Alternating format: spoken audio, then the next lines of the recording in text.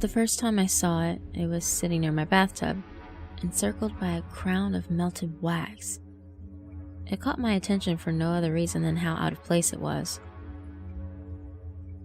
My girlfriend preferred the large tub in her apartment, so I knew it wasn't hers, and I certainly hadn't bought it. As I approached, I noticed the smallest wisp of smoke slithering out from its wick. The dark vapor danced through air currents in the room before dissipating into nothingness.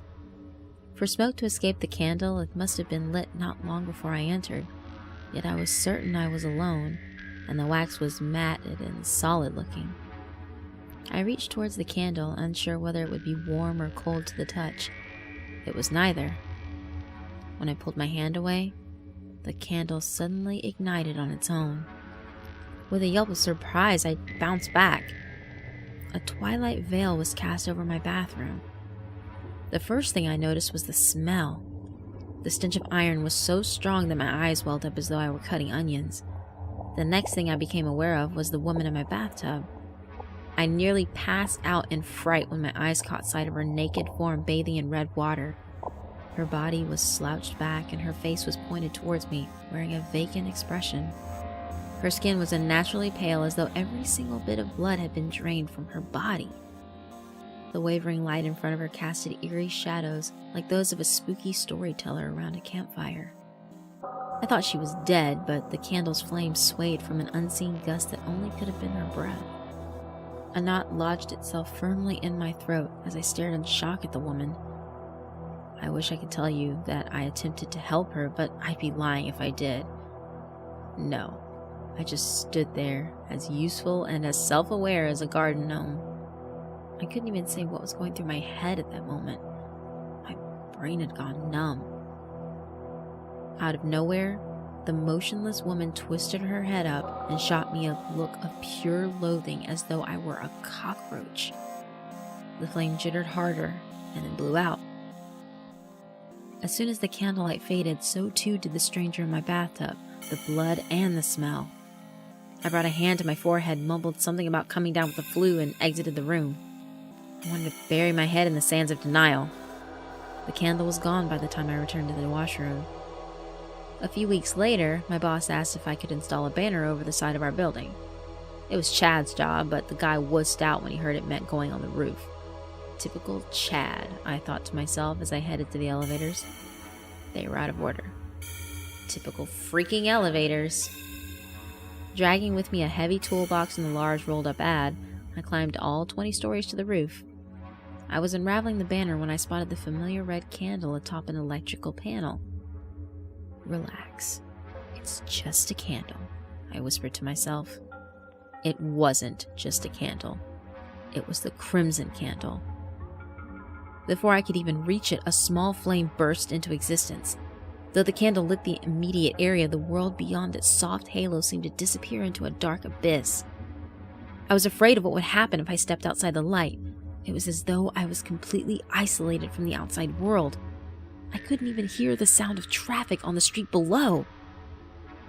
My heart skipped a beat when I noticed someone at the electrical panel.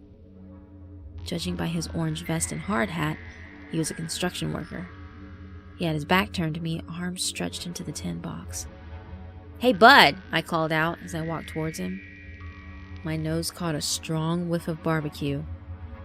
The smell made my stomach turn because I knew what I was about to see before I even reached the silent man. I didn't want to look. I wanted to run, but where would I go? If I walked out of the crimson light, who knew what would happen to me? With the stressed pace of a cat sidestepping a threat, I walked around to the other side of the panel. The man's face was black. His teeth were clenched and his nose was curled upward into a snarl. The electrical current had frozen him in place and still seemed to be surging through him, preventing him from releasing his grip on the control panel. I wasn't sure whether he was dead or alive, but I had to do something. Touching him meant becoming part of the electrical circuit, so I had to find a way to knock him loose without making direct contact. That's when I remembered the hammer I brought. Luckily, half of it was bathing in candlelight. As I grabbed it, I made a startling discovery. The other half was missing, as though the edge had been chewed by the darkness. Good thing I didn't run, I thought. I didn't have time to worry about it. I had a job to do. I ran to the construction worker and whacked his arms firmly with the wooden handle. His body fell back to the ground, but his pitch-black hands stayed behind. I absolutely lost it. Screaming, I shifted my gaze between the man's stumps and his charred hands. He had to be dead. There was no way he could have survived being electrocuted like that. He had to be dead. But he moved. The man stood up and my body froze. He took a few steps, his severed arms outstretched towards me. He was coming for me. The candle's flame faded and the rest of the rooftop returned to normal. The man and his hands were gone. The electrical panel was closed and padlocked. I was left frazzled, but relieved. It wasn't until a few weeks later that I saw the candle again. This time, I was waiting to pick up a friend at the train station. I was reading a book when I felt a chill run down my spine. I looked up, and there it was, at the edge of the platform.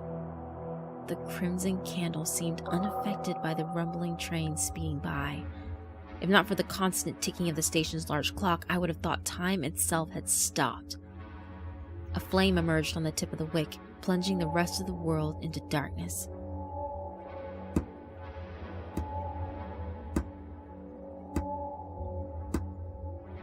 The clock continued its rhythmic calls when I cautiously approached the candle. I felt my blood run cold. The sound was getting louder, yet I was moving farther away from the station, farther away from the clock. Ants crawled under my skin as I turned to face the clock. It was gone. Beyond the veil, most likely. I wasn't hearing the clock. The sound was a lot closer. It was coming from the tracks below. I had to see. I had to know. I braced myself, preparing for what horror I may find below, and stretched my head out to peer onto the tracks. The sight of it nearly made me lose my lunch. Blood drained from my head and pooled to my extremities, leaving me feeling dizzy. There, at the foot of the platform, was a severed torso desperately slapping against the concrete wall, as though trying to climb it. It had no legs or head, just a chest and arms with blood gushing from its mangled wounds. I felt woozy. I found myself staggering several feet to the right. The tapping sound suddenly stopped. I looked over the edge again and saw the torso slowly following me. It was trying to get to me. That's why it wanted to get onto the platform. I snapped my head towards the candle, wishing with all my might that it would go out.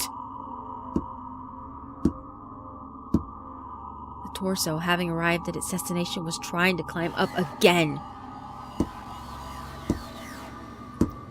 I begged every god on the planet to make the candle to go out. I would have blown it out myself, but I could barely get enough oxygen in my lungs to stay conscious. Mercifully, an unknown force extinguished the candle. In an instant, the platform filled with busy commuters. A man rammed into me and cursed at me for being in his way. The candle was gone. A month later, I saw the candle at the grocery store. It was in an empty cart in the cereal aisle. There was barely anything left of it, just a tiny wick in a circle of wax about half an inch tall. This time, I didn't want to stick around. I dropped everything and ran towards the end of the aisle. Just as I was about to turn the corner to safety, I heard the ripple of a fire. I managed to stop inches from its boundary. It was too late to escape. I turned and saw a young woman slouched over the cart. I knew what to expect now, but that didn't make it any less terrifying. If anything, it made it worse. I waited under the menacingly watchful eyes of cereal mascots as the woman pulled herself straight and turned to face me. I could see a bullet hole in her head. She glared at me furiously, launched herself in my direction, and pushed me against the shelf with inhuman strength. I fell to the floor. Boxes of cereal came crashing down on the both of us, yet my attacker seemed unfazed. She clawed at me while I screamed, squirmed, and thrashed around trying to break free. While her long nails tore at my flesh, she brought one leg over me and sat on my chest to immobilize me. I thought I was going to die, like a helpless rabbit caught in the jaws of a ravenous beast. Just as I was about to lose all hope, I felt her weight lifting off of me. I dragged my bloodied form out from under the pile of cereal boxes and saw a group of shoppers giving me the stink eye. I don't know what I must have looked like to them. A drunk, maybe? Feeling my cheeks turn red with embarrassment, I sped out of the grocery store. That was the last time I saw the candle, and I'm confident I won't be seeing it again. I caught a glimpse of it as I was making my escape from the grocery store. It had melted into a semi-solid puddle of wax with no wick in sight. Now, you may think that would come as a relief to me, right? You'd be wrong. You see, since that day, I've been getting deep scratches and bruises seemingly out of nowhere. It's not that those things are gone, no. It's that they can only be seen in the light of a candle, and now I have no way to defend myself.